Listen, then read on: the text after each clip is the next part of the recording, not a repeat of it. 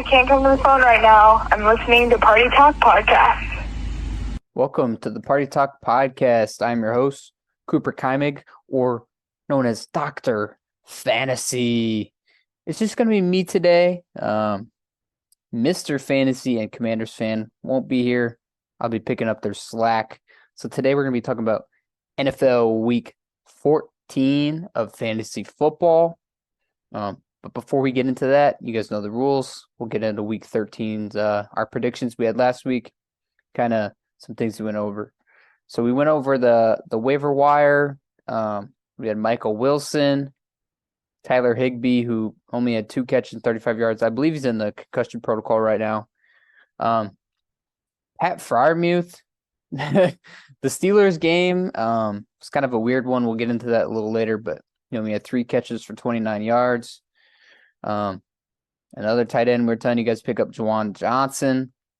Unfortunately, they gave their favorite tight end every single touch this game, and it wasn't Juwan Johnson. He had 0 points, but Taysom Hill had 15.4.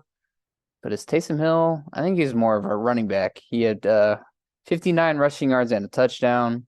I think he had 1 or 2 or 3 catches, but yep. And then the other waiver wire pickup we're talking about was Zach Moss. I think this was the most unfortunate of them. He only had 7.7 PPR points. He did have 20 touches. That's what we're kind of looking for with Zach Moss. He just wasn't very efficient with them. He walked away with 57 yards on 20 touches. Not very good. He does have some easier matchups going forward, so if you're still hanging on to him, I'd start him next week. Our sleepers we had last week, I had Chicken Conquo, the Titans tight end. He had 9.4 PPR points, 3 catches on 6 targets, 62 yards. Pretty solid from a tight end. I believe this was Jaden's sleeper. No, it was my sleeper. Najee Harris. He had 9.7 PPR points. Like I was saying before, it was a very weird game against the Cardinals last week. There was, I think, 2 or 3 different delays in the game with rain. You get 18 touches. That's what you're looking for against the Cardinals. But, and the Cardinals blew out the Steelers. It was awful. Steelers lost their starting QB. They're going to start Mitch Trubisky this week. So that was kind of a disaster, but basically 10 could have been a lot better. And then our other sleeper was Jalen Hyatt. He did not play. And then so our pits of the week last week, Chris said Bryce Young. He's pretty much talking about any Panthers player, but Bryce Young, he only completed 15 of 31 passes. That's less than 50%. He had 178 passing yards, 6.1 fantasy points. Yeah, he's still in the pits. My pit of the week was Cooper Kupp. Is Cooper Kupp back? If I'm being honest, I'm not too sure. He did have 8 targets. He caught 6 balls, but only 39 yards. That's not very efficient. He did catch a touchdown. Obviously, if you have Cooper Kupp, you're probably going to continue to start him. I am feeling a little dirty about it, though, if it were me who had to start him. Matthew Stafford's played pretty good recently. Puka Nacua, he did leave for a little bit with it's either a shoulder or a rib injury, but he should be good to go. Cooper Kupp, he's climbing out of the pits. I'd hold him there a little longer, maybe one more week, and we'll see how it goes. Jaden's pit of the week was Zach Charbonnet. He had a great game. He had 19 rushes for 60 yards and a touchdown. That's 16 PPR points. So I think Kenneth Walker or Pete Carroll said there's a chance that he plays, so you might not even be starting Zach Charbonnet anyways. Our starts of the week last week. It's a pretty good one. Chris had Tua of the Miami Dolphins. He went 18 for 24, 280 yards and 2 touchdowns. They blew out the Commanders. Could have done a lot more. They ran the ball very well. Tyreek Hill had some crazy big plays, and that's a pretty good call for Tua. It could have done even better. Same kind of goes for mine. I had Brandon Ayuk as my start of the week last week. He had 15.6 PPR points. Just a great game. He had 5 catches on 7 targets, 46 yards, and a touchdown. The 49ers stomped the Eagles. I think it's a toss-up on who the better team in the NFC is, but the 49ers just beat the Eagles, so I'd give the props to them. Brandon Ayuk had a great game. And then I believe James was Keenan Allen. That Chargers and Patriots game was terrible to watch. It was awful. Keenan Allen only went 5 for 58 yards. Could have done a lot better, but those were our starts of the week. Our bets of the week. I had the Thursday night special. This bet did hit, and we're starting our new streak. It was plus money for 108 odds. I had Dak Prescott, 225 yards, Dak 1 touchdown, CD 50 yards, Tyler Lockett 25 yards, and DK 25 yards. It was just a great night for that game. Seahawks and Cowboys. So, yep, that one hit. Alrighty. So, without any further ado, I'm going to get into Fantasy Week 14 and my predictions. I'm going to kind of gloss over some of theirs that they left for me, but I'm going to get a little more in depth with mine. We're going to start with our start of the week. This is my favorite play. My favorite thing I'm going to talk about is David Montgomery. It's going to be his second revenge game against the Bears. Last time they played, he scored 17.8 PPR points. He had 98 total yards and a TD.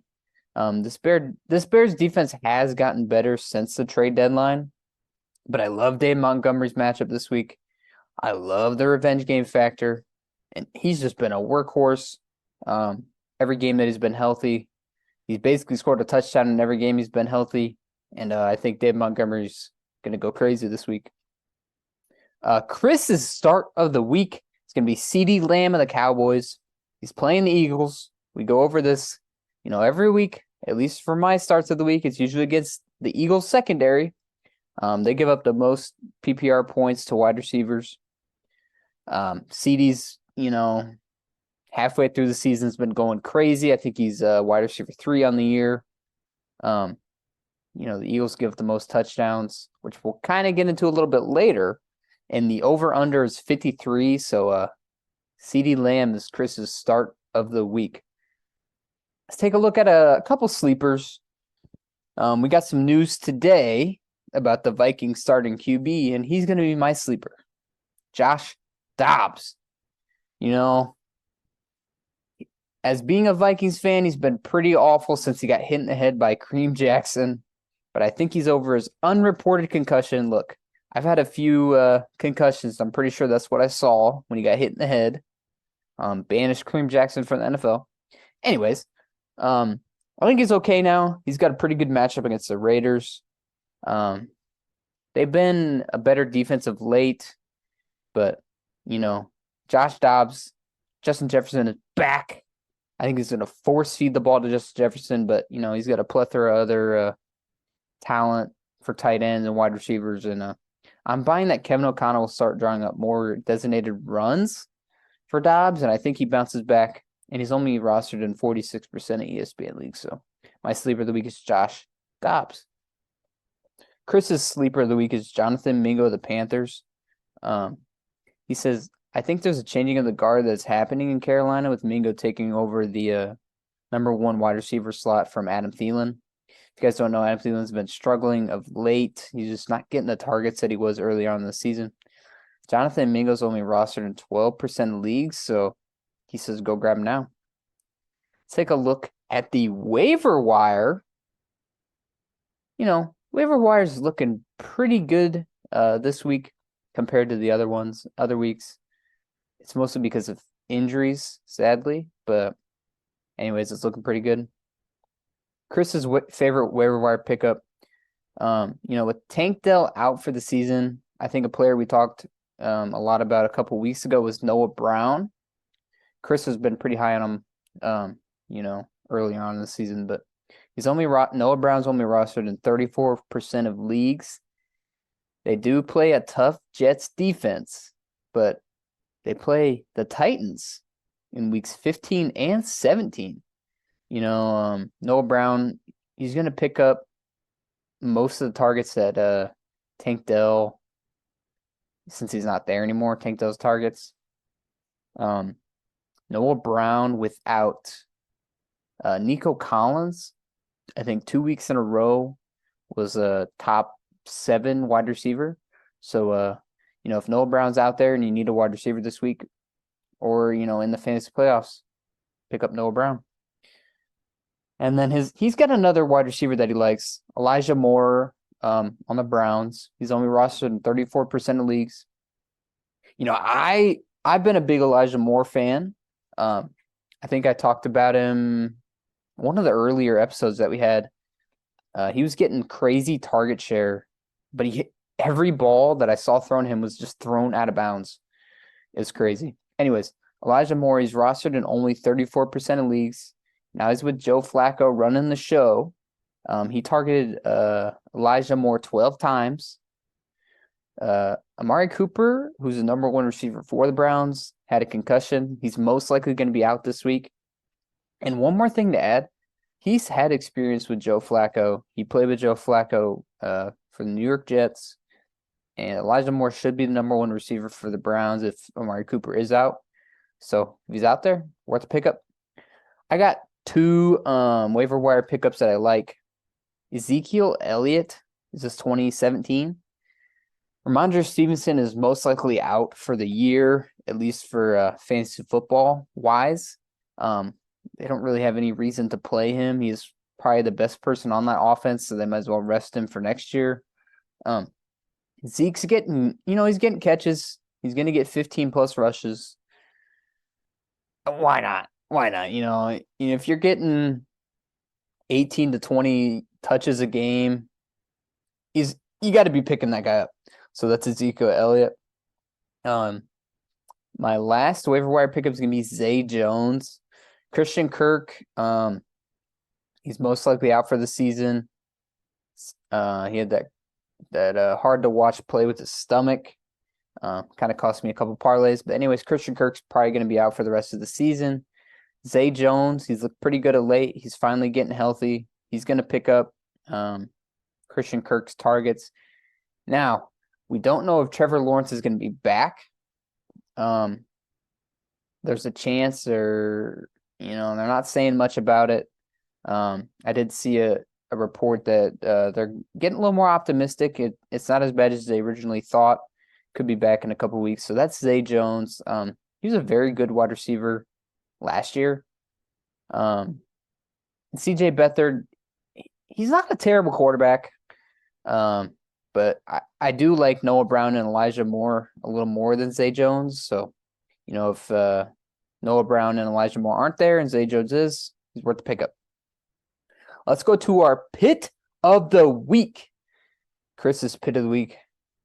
It's going to be Adam Thielen of the Panthers. Even though he's ranked wide receiver 14 on the year, he hasn't cut a touchdown since week 6. The last 2 weeks, he's only gained 27 yards on 4 catches. He can thank his pit brother from another mother, Bryce Young. Yeah, Adam Thielen, he's my bread and butter all year, and the ship has sailed, unfortunately. So, Adam Thielen, he's stuck in the pits. My pit of the week, it's going to be Austin Eckler. Over the last 3 weeks, he's scored 7 PPR points, 9.4 PPR points, and 4.7 PPR points. This is a guy that we were drafting in top 4, 5 pick last year, top 7 this year. It's crazy what's happened. You have to start him this week versus the Broncos, but I'm just not liking what I'm seeing from Eckler. Josh Kelly, the backup running back, is getting more and more work every week and more work on third downs. I thought that's what Austin Eckler was good at, working on third downs and being a passing back. But anyways, I hope someone gets Austin Eckler a ladder, but for right now, he's stuck in the pits. All right, let's finish up with our bets of the week. This is a pretty good one. This is the most confident I've been in any of my bets all year. My bet of the week is going to be a Deontay Johnson receiving line over 39.5 yards. Okay. The Steelers' offense doesn't look very good right now. But in 5 games where Mitch Trubisky has started with Deontay Johnson has 55-plus yards in all 5. His receiving line is 39.5. In all 5 games he started with Deontay Johnson has 55-plus. He's got close to 80 and 90 in a couple of them. I also think Deontay Johnson's worthy of a start in fantasy this week. So I'm riding a 39.5 over on the receiving yards for 1 unit on FanDuel. Chris's bet of the week. It's a pretty risky one. But it's got, I think it's the game of the week. Cowboys and Eagles. He's going to go 2 receiving touchdowns for CeeDee Lamb. I don't know what that pays off, but it's probably a decent amount. So CeeDee Lamb, he's the start of the week and his bet of the week for 2 touchdowns. All right, guys. A little weird episode just by myself. But hey, we'll catch you next time.